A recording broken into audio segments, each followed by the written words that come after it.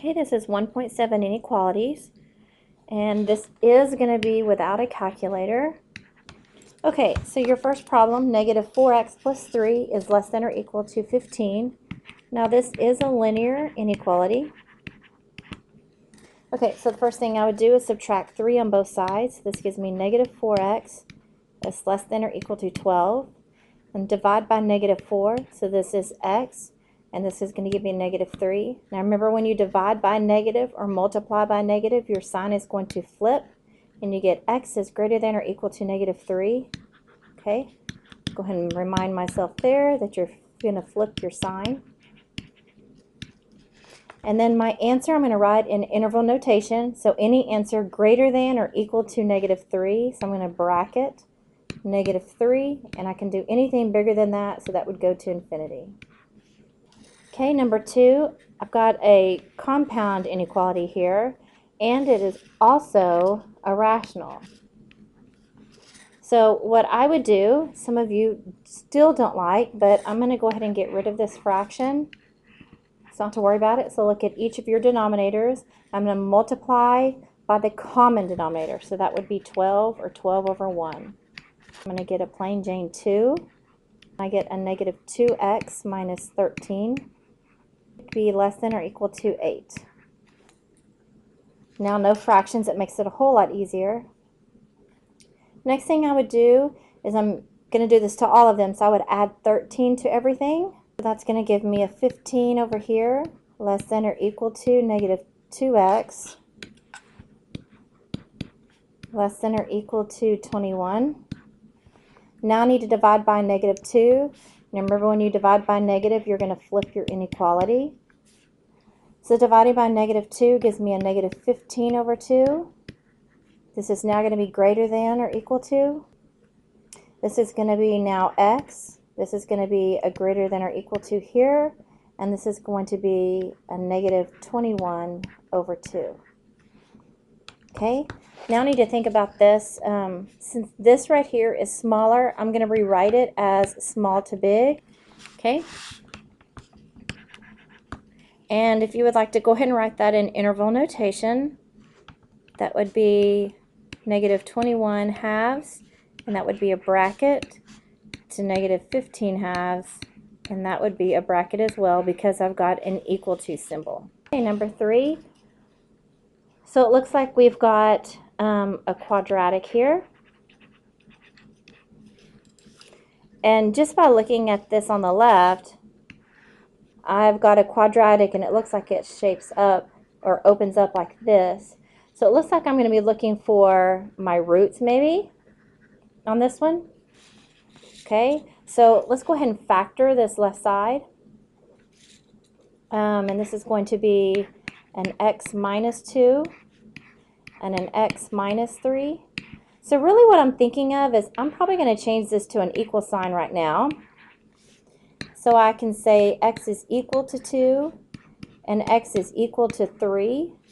So my roots here are 2 and 3. And so let's think about this. What part of your parabola is less than 0? Because that's what it's asking. What part is less than or equal to 0? Well, it looks like what part is less than or equal to 0 would be this part right here. 2 to 3, and I can include them because I have an equal to sign. Okay. All right, on number 4. So I do have a rational. Remember, rationals are fractions. Let's see, how about we move our 1 over so that we have 1 plus x over 1 minus x minus 1. That's still greater than or equal to 0. And I'm going to go ahead and find a common denominator here. So this would be 1 plus x over 1 minus x, and that would be minus, my common denominator would be 1 minus x over 1 minus x. And we could go ahead and combine these since that was so easy. So this is 1 minus x on the bottom, and then I have 1 plus x. I'm going to distribute that negative there because this would be in parentheses, so I'm going to distribute that. So that would be minus 1, and that would be plus x. So it looks like some things are going to cancel out. Your 1's are canceling. So I have a 2x on top, and I have a 1 minus x on bottom. Okay, now I'm not using my calculator here, if you notice. So I still need to find my solutions. So the main thing we need to think about is that you can't have a 0 on the bottom, right? And that's a big thing. So we know that x cannot be 1 on the bottom because that would make a 0. I also want to throw in here that this right here is also called a vertical asymptote. And we're going to get to that, but I just want to kind of throw that in.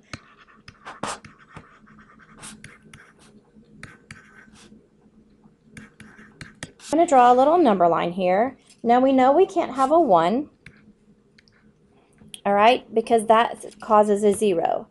So I'm just going to put out some different numbers here. So some numbers that are to the right of 0, you can list any numbers on your number line. Let's see, let's put a 0 here because zeros are always easy. And then I'm going to do a negative number. Oh, how about -1? And then let's do 2. That's just easy. Now you can list any numbers here. All right. And so what I'm going to do is I'm going to do a test, okay? And this is just a line test. And I could have done it on the problem before, but we're just testing to see what numbers are greater than or equal to 0. Found a vertical asymptote at 1. So if you wanted to kind of make this like this is a vertical asymptote like this. So really at 1 we have an open circle because we can't close that up. Well, we could also find on the top 2x, we could set that equal to 0. So that means x is equal to 0 there. The top, the numerator, is a solution. So a solution, or you could call it an x-intercept. So the rational numbers give you a lot of stuff. So at x equals 0, we have a solution. So I'm going to say that it actually goes through this point. So I'm going to close that up there.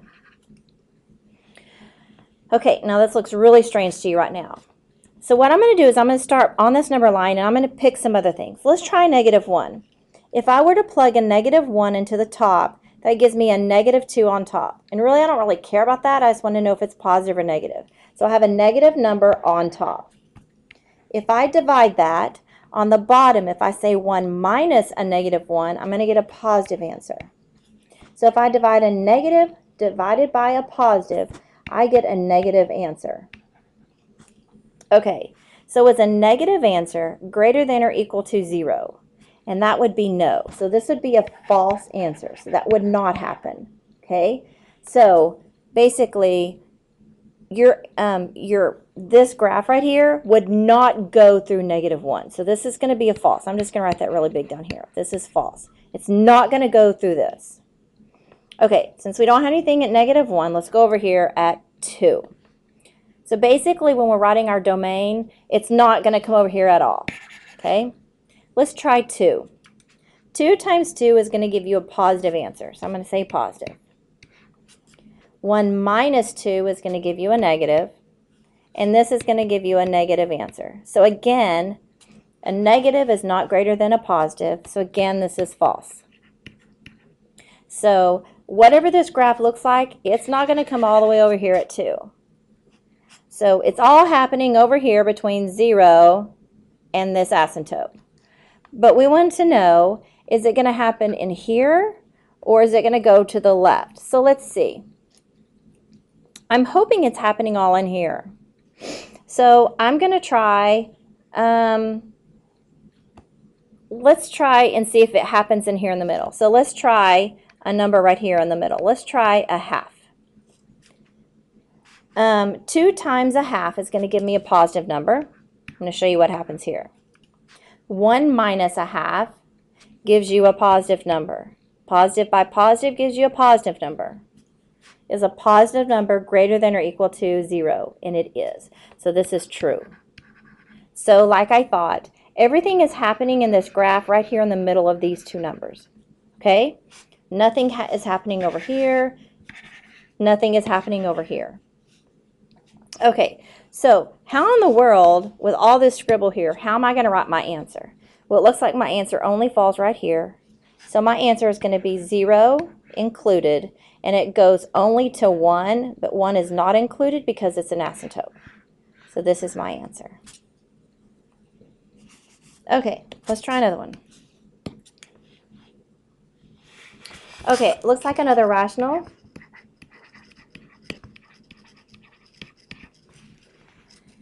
So how about we do another common denominator. And it looks like it's going to be x minus 1. So this is going to be times x minus 1 with that on the bottom as well. Minus the 2 and the x minus 1 less than 0. And I can go ahead and combine these. So x minus 1 is your denominator. On top I'm going to have x squared minus x, and this is minus 2. Okay, I'm going to see if this top can factor, and it does. This is going to be x minus 2, and this is x plus 1 over x minus 1, and this is going to be less than 0. Okay, now some things that I told you before. The top are going to be solution, and the bottom is going to be vertical asymptotes. The top, I'm going to have x equals 2. That's a solution, and x equals negative 1. The bottom, I have a vertical asymptote at x equals 1. So I'm going to do a little number line up here, including the 1 and some other points. So let's start at 0. So at 1, I have a vertical asymptote. So if I have a vertical asymptote at 1, goes like this, that means that I have an open circle at 1. My solutions are at negative 1. So at negative 1, I have a closed circle. I also have a closed circle at 2. Okay, so I do need to add some more points. How about we at least go over here one more point at negative 2, and let's go at least one more point over here at 3. So we need to see what kind of things happen here. 0 minus 2 is a negative answer. Okay? 0 plus 1 is a positive. A positive times a negative is a negative. Over. 0 minus a negative is a negative. This right here gives me a positive. Anytime you get a positive, oh, we need to go back here. So this is a positive. Is a positive less than 0? No. So this is out. This is a false. If it's a false, then that means that the figure is not going through right here. Okay, let's check negative 2. Negative 2 minus 2, that's a negative. Okay, and a negative 2 plus 1, that's a negative. On top, I'm going to get a positive. Okay, a negative 2 minus that, that's a negative. So over here, it looks like I have a negative. Is a negative smaller than 0? Yes, this is true. So it looks like from negative 1, it looks like I'm going to go this way. Okay? All right, let's check 3 and see what happens here. If I plug in a 3 minus 2, that's positive. That gives me positive, so I've got a positive on top. Gives me a positive on bottom. Is a positive smaller than that? That's false. So it doesn't go to 3. So it looks like it's going to go between 1 and 2. Okay, so when writing my domain, so it looks like my solutions, I went ahead and colored in negative 1 and I colored in here. But I'm going to go back and look at something here. This right here says only less than. So although I colored in my solutions, I have to change those back to parentheses because this only says less than. So I'm going to say it goes from negative infinity to a negative 1, but I'm going to parentheses because it says less than. I'm going to union and pick back up at 1, which was my asymptote, and I'm going to go to 2, which was a solution, and I'm going to parentheses because this says less than, and that would be my answer. Okay, let's look at a couple more problems. And this is an absolute value. The first thing I want you to think about is always isolate the absolute value first. So you're going to set up x minus 5 is less than 2. And the next one is going to be x minus 5. Flip your number and your, flip your symbol and then change your sign. So this is going to be greater than a negative 2. Okay, now this right here is what I'm leaving blank. And I want you to think of goal. Okay, the G and the O says that you are going to have a greater than symbol and an or. The A and the L says that you're going to have an and if you have a less than symbol. So right here, my original problem is a less than symbol. So that means that I'm going to have an and problem. So I'm going to go ahead and solve this. And this would be x is less than 7. Just totally lost how to do that. And then this would be x is greater than 3.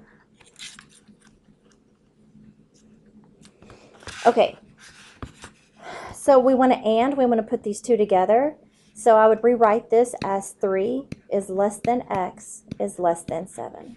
Rewriting this as notation, I would interval notation, I would say 3 comma 7, and that would be my final answer. Okay, again, remember you isolate your absolute value first. So the first thing I would do here is divide by negative 2.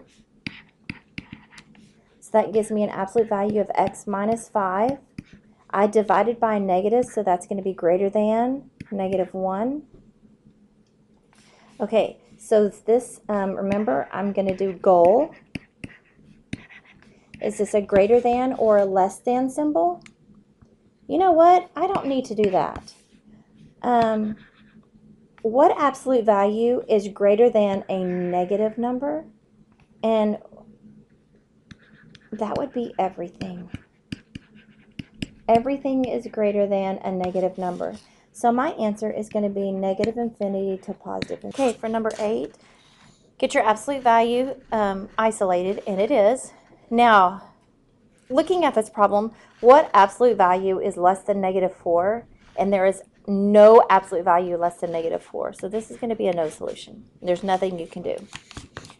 Okay, for this one, the absolute value is isolated. So I'm going to say 3x plus 2 is greater than or equal to 4. I'll leave a space.